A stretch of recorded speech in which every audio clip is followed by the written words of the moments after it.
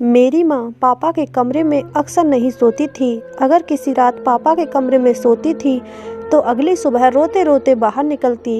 एक दिन मम्मी सोई हुई थी, तभी मैं मम्मी की चादर लेकर पापा के कमरे में चली गई। फिर जो पापा ने मम्मी समझकर मेरे साथ किया वो सुनकर तो आपके होश उड़ जाएंगे। मेरी आँख खुली तो मैंने मम्मी को सिसकते हुए देखा। वह मेरे बिस्तर के पास बैठी बुरी तरह रो रही थी। अपनी माँ को ऐसे देखकर हमेशा मेरा दिल तड़प जाया करता था, लेकिन मैं चाहकर भी कभी उनसे कुछ नहीं पूछ सकती थी। अक्सर ही सुबह मम्मी का ऐसा हाल होता था। कुछ समय पहले मैंने एक बार माँ से पूछा था कि आखिर वो पापा के कमरे में सुबह सुबह बाहर आकर इतना रोती क्यों हैं, तो मम्मी ने कोई जवाब नहीं दिया और मुझे डांट दिया। मम्मी जब भी उनके कमरे से निकलती, मम्मी का हुलिया बहुत ही अजीब सा होता था। उनके बिखरे हुए बाल और पुराने कपड़े एक अजीब सी मजबूरी सुना रहे होते। यह सिलसिला कुछ साल पहले से ही शुरू था और जैसे जैसे मुझे होश आ रहा था, मेरे लिए सब कुछ अचंभित होता जा रहा था। मेरे अंदर एक जुनून सा पैदा हो गया था कि मेरा बाप आखिर मेरी माँ के साथ रात भर क्या करता है।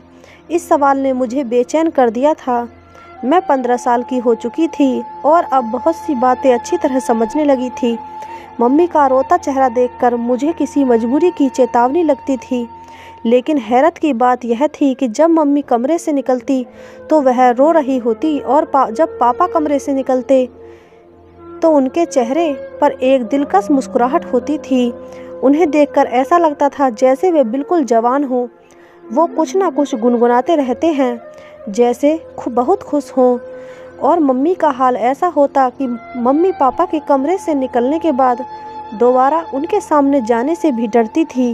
वो उनका नाश्ता भी मेरे हाथ ही उनके कमरे में भेज देती। खुद सारा वक्त किचन में खड़ी रहती और आंसू बहाती रहती, या तो बाथरूम में बंद हो जाती। मम्मी की हालत देख देख कर मुझे बहुत तरस आता था। मैं 10वीं क्लास में पढ़ती थी और नाश्ता देने के बाद मैं अपने स्कूल के लिए घर से निकल जाया करती थी, लेकिन सारा वक्त मेरे दिमाग में मम्मी का ख्याल घूमता रहता। मैंने कभी किसी सुबह पापा को परेशान या बेचैन नहीं देखा था। वो हमेशा ही बहुत खुशी से नाश्ता करने बैठते और उनका चेहरा बहुत खुश दिखता था, जबकि मम्मी को देखकर ऐसा लगता था कि किसी भी पल मम्मी को कुछ भी हो जाएगा। अक्सर मैं नाश्ता बनाते हुए मम्मी के शरीर को कँपकँपाते हुए भी देखती थी। मेरा दिल चाहता था कि मैं मम्मी से पूछूं कि पापा उनके साथ रात को ऐसा क्या करते हैं जो उनका इतना बुरा हाल हो जाता है। मगर पापा के नाम पर मम्मी के चेहरे पर खौफ नज़र आने लगता था। मम्मी हर रात पापा के कमरे में सोने के लिए नहीं जाती थी, बल्कि वह मेरे साथ ही सोती थी। कभी कभी उन्हें ज़बरदस्ती पापा अपने साथ कमरे में ले जाते थे और मम्मी मना करने की कोशिश करती थी, लेकिन पापा उनकी एक ना सुनते। पापा की आवाज़ में मोहब्बत की ऐसी चाशनी घुली होती कि देखने वाला हैरान रह जाए। लेकिन मैं अच्छी तरह जानती थी पापा मम्मी को कमरे में ले जाकर यकीनन उनके साथ कुछ गलत करते हैं। किसी भी औलाद के लिए अपनी माँ को रोता तड़पता देखना बहुत ही मुश्किल काम है और मेरा भी ऐसा ही हाल था। ना तो मैं पढ़ाई पर ध्यान दे पा रही थी और ना ही घर में मेरा दिल लगता था। मेरा दिल चाहता है कि मैं किसी भी तरह अपनी माँ को पापा के कमरे में ना जाने दूं, लेकिन मैं किसी तरह पापा को मना नहीं कर सकती थी। पापा तो मेरे सामने मम्मी के साथ बहुत ही मोहब्बत से पेश आते थे। घर के माहौल ने मुझे इस कदर परेशान किया था कि मैं छमाही इम्तिहान में बुरी तरह फेल हो गई। मैंने मम्मी पापा को रिजल्ट नहीं बताया, लेकिन मेरी दोस्त हैरान थी क्योंकि मैं पढ़ाई में बहुत अच्छी थी। वो बार बार मुझसे पूछने लगी कि मेरा ध्यान कहाँ रहता है। मैंने उससे मम्मी और पापा के बारे में बता दिया। तुम्हारे पापा अंग्रेजी फिल्में तो नहीं देखते? सलोनी के अचानक से सवाल किया। मैं हक्का बक्का होकर देखने लगी। फिल्म का भला इससे क्या लेना देना। वह अलग निगाह से मुझे देखने लगी और मैं ना समझ पाई। उसने बात बदल दी, लेकिन मेरी सुई उसकी बात पर अटक गई। आखिर सलोनी ने यह सवाल क्यों पूछा था। मैं घर वापस आई तो मम्मी के चचेरे भाई आर्यन अंकल बैठे हुए थे। वो दोपहर को हमारे घर आते थे। मम्मी की बचपन से ही उनसे बहुत दोस्ती थी। मम्मी बताती थी कि वे दोनों बचपन में एक साथ रहते थे। फिर आर्यन अंकल दुबई चले गए और मम्मी की शादी पापा से हो गई। मम्मी की शादी को 17 साल हो चुके थे और मैं उनकी इकलौती बेटी थी। कुछ साल पहले शायद सब कुछ ठीक था या फिर मैं ही छोटी और नासमझ थी, लेकिन कुछ साल में मुझे अच्छी तरह मम्मी की हालत समझ आने लगी थी। मैं जान गई थी कि मेरा बाप अच्छा आदमी नहीं है, वह मेरी माँ की तकलीफ़ की वजह है और इसी बात ने मेरे दिल में अपने बाप के लिए दुश्मनी पैदा कर दी थी। आर्यन अंकल से मेरी मम्मी बहुत अच्छी दोस्त थी। वो साल भर पहले ही इंडिया वापस आए थे और मम्मी से मिलने के लिए अक्सर आते थे, लेकिन मम्मी को उनका आना अच्छा नहीं लगता था। आर्यन अंकल के जाने के बाद मम्मी अक्सर मुझे कहती है कि अगर तुम्हारे पापा को पता चला कि आर्यन मिलने आता है तो बहुत बुरा होगा। मैं माँ को दिलासा देती कि पापा को कैसे पता चलेगा, पापा सुबह काम पर जाते हैं, रात को ही घर आते हैं। मुझे तो आर्यन अंकल बहुत अच्छे लगते थे। वो हमेशा आते हैं और मम्मी का मूड अच्छा करके जाते हैं। मेरे लिए भी बहुत से सामान लेकर आते हैं। पापा की आमदनी इतनी कम थी कि गुजर बसर भी मुश्किल से होता था। मम्मी ना जाने कैसे पापा जैसे जालिम इंसान के साथ ज़िंदगी गुजार रही थी। रात में मैंने अपना और मम्मी का बिस्तर लगाया और मम्मी के साथ आंखें बंद करके लेट गई। थोड़ी देर में पापा मेरे कमरे में आए। मम्मी मेरे साथ ही सोने के लिए लेटी हुई थी। पापा ने उन्हें साथ चलने को कहा तो मम्मी ने दबी दबी आवाज़ों में इनकार किया। मैंने आंखें नहीं खोली थी। मैं सुनना चाहती थी कि पापा मम्मी से क्या कहते हैं। चल न कृतिका, मैं तुझे बिल्कुल तंग नहीं करूँगा, वादा। पापा की आवाज़ मेरे कानों में पड़ी, जिससे मोहब्बत की मिठास थी। मुझे नहीं जाना तुम्हारे साथ, तुम हमेशा ऐसे ही कहते हो। मम्मी ने एक बार फिर इनकार किया। तुम्हें सोचना चाहिए, अब हमारी बेटी जवान है, वो 100 सवाल करने लगी है, लेकिन तुम्हें इस बात से कोई फ़र्क नहीं पड़ता। मम्मी ने धीमे लहजे में पापा को जवाब दिया। पापा ने ज़बरदस्ती मम्मी को हाथ पकड़कर उठाया और अपने साथ लेकर चले गए। मुझे अजीब सी घबराहट होने लगी थी। पापा मम्मी के साथ ना जाने क्या करते थे और सलोनी की अंग्रेजी फिल्म वाली बात भी मेरे दिमाग में अटक गई थी। 2 घंटे गुजर गए थे, लेकिन मम्मी वापस नहीं आई। मैं पानी पीने के लिए कमरे से निकलकर बावर्ची खाने में गई।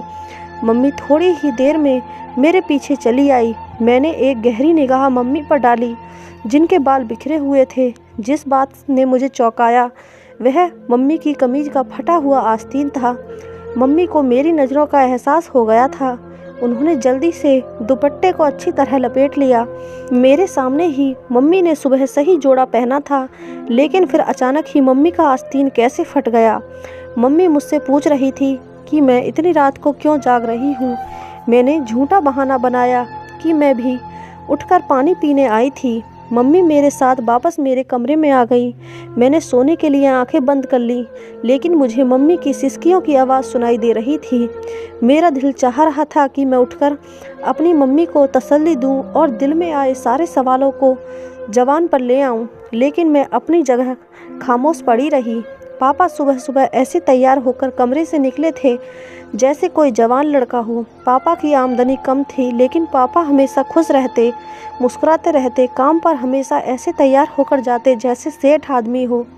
मैंने उल्टी निगाह अपने बाप पर डाली, जिससे मुझे आज भी नफरत महसूस हो रही थी।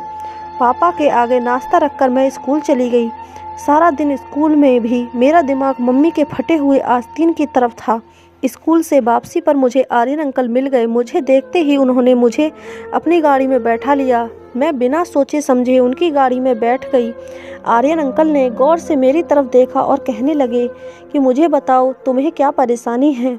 तुम इतनी खोई खोई सी क्यों रहती हो? मैं इस कदर जज्बाती हो चुकी थी कि मैंने आर्यन अंकल को सारी बात कह दी। मेरी बात सुनकर आर्यन अंकल कहने लगे कि तुम्हें अंदाज़ा है कि मेरा बाप अच्छा आदमी नहीं है। तुम अपनी माँ को अपने बाप से आज़ादी क्यों नहीं दिलवा देती? कब तक तुम दोनों उनकी जुल्म की चक्की में पिसती रहोगी? आर्यन अंकल ने बहुत ही फिक्रमंदी से मुझे एडवाइस दी, जिसे सुनकर मेरे होश उड़ गए। मैं पापा को छोड़ने के बारे में सोच भी नहीं सकती थी। पापा ने मेरे साथ कभी ऊंची आवाज़ में बात तक नहीं की थी। फिर मैं पापा को जालिम कैसे कहती? मैं तो यह भी नहीं जानती थी कि बंद दरवाजे के पीछे मम्मी और पापा के दरमियान क्या होता है। आर्यन अंकल की बात सुनकर मैं सोच के समुद्र में डूब गई। बहुत सोचने के बावजूद भी मुझे पापा की कोई ऐसी बात याद नहीं आई थी जिससे मैं उन्हें जालिम करार देती, लेकिन मम्मी की तड़प और आंसू पापा को जालिम साबित करते थे। आर्यन अंकल मुझे स्कूल से लेकर घर चले आए और खुद भी अंदर आ गए। मम्मी हम दोनों को देखकर बहुत खुश हो गई थी। हमारे लिए फ़ौरन खाना लगा दिया। मैं बहुत ज़्यादा थक गई थी, इसलिए सोने के लिए अपने कमरे में आ गई और आर्यन अंकल मम्मी के पास बैठे रहे। मुझे नींद नहीं लग रही थी। मैं सारा वक्त आर्यन अंकल की बात को सोचती रही। मम्मी को पापा के कमरे में गए 3 दिन गुजर चुके थे और पिछले 3 दिन से मम्मी मेरे कमरे में ही सो रही थी। मम्मी जब मेरे पास रहती थी तो बिल्कुल अच्छी और बेफिक्र रहती थी। पापा का रवैया तो हमेशा एक जैसा ही रहता था। जिस दिन वो मम्मी को अपने कमरे में ले जाते, उस दिन वो रोज़ाना से ज़्यादा खुश महसूस होते थे। चौथे दिन पापा मम्मी को फिर अपने कमरे में ले गए थे और मैं सारी रात बेचैनी से करवटें बदलती रही थी। मम्मी जब सुबह पापा के कमरे से निकली तो उन्हें ठीक तरह से चलना भी नहीं आ रहा था और वह एक पैर ज़मीन पर घसीट कर बड़ी मुश्किल से चल रही थी। मैंने मम्मी से पूछा कि मम्मी तुम्हारे पाँव में क्या हुआ है? तो कहने लगी, छोटी छोटी बातों पर ध्यान न दिया करो और दिल लगाकर पढ़ाई करो। अगर तुम्हारा 10वीं का रिजल्ट अच्छा नहीं आया तो तुम्हारे पापा उसका जिम्मेदार भी मुझे ही समझेंगे। मम्मी की आंखों से टिप टिप आंसू गिरने लगे और पापा के लिए नाश्ता बनाने चली गई। उसके बाद दोबारा किचन से बाहर ना आई। मैं मम्मी को नाश्ता देने के बाद पापा के पास गई, उन्हें नाश्ता दिया तो पापा मुझसे मेरी पढ़ाई के बारे में पूछने लगे। पापा के लहजे में इतना सहज था कि मैं पापा के इस दोगली तबीयत पर हैरान रह गई थी। पापा किसी तरह भी सख्त और जालिम नज़र नहीं आते थे, बल्कि मम्मी की हालत चीख चीख कर पापा के जुल्म की दास्तान सुनाती थी। मैं पापा को नाश्ता देने गई तो पापा मुझसे मेरी पढ़ाई के बारे में पूछने लगे। मैंने पापा से कहा कि मुझे मम्मी के बगैर नींद नहीं आती और वो मम्मी को रात को अपने कमरे में ना बुलाया करें। मेरी बात सुनकर पापा मुस्कुराने लगे, कहने लगे, मैं तो कभी कभी तुम्हारी माँ को अपने पास बुलाता हूँ। मेरा भी तो तुम्हारी माँ पर हक है और मैं उससे बहुत मोहब्बत करता हूँ। पापा की बात सुनकर मेरा खून खौल उठा था, क्योंकि उनकी मोहब्बत के नज़ारे मैं आए दिन देखा करती थी, लेकिन पापा से कुछ बोलने के बारे में मैं सोच भी नहीं सकती थी। इसलिए खामोशी से स्कूल के लिए चली गई। स्कूल में टीचर पढ़ाते हुए हमें समझा रही थी कि कभी भी पूरा सच जाने बगैर कोई फैसला नहीं करना चाहिए। आधा सच हमेशा बहुत खतरनाक होता है, जो इंसान को बर्बाद करके रख देता है। टीचर की बात ने मेरे दिमाग की एक और खिड़की खोल दी थी। मैंने सोच लिया कि पापा का पूरा सच जानकर रहूँगी और फिर अपनी माँ को पापा से आज़ादी दिलवा दूँगी। आर्यन अंकल ने मुझसे वादा किया था कि वह हर वक्त मेरी मदद करने को तैयार रहेंगे। मेरी माँ बिल्कुल मेरे जैसी थी। मैं उम्र में 15 साल की थी, लेकिन नाक नक्श से मैं बिल्कुल अपनी माँ की तरह थी। अगली रात मैंने खुद ही अपनी माँ को नींद की दवा देकर सुला दिया और खुद अपनी माँ की चादर ओढ़कर पापा के कमरे में चली गई। फिर पापा ने मेरे साथ क्या किया, इस बारे में जानने के लिए हमारी कहानी के दूसरे भाग को ज़रूर सुनना, जो कल 4 बजे आएगा। धन्यवाद।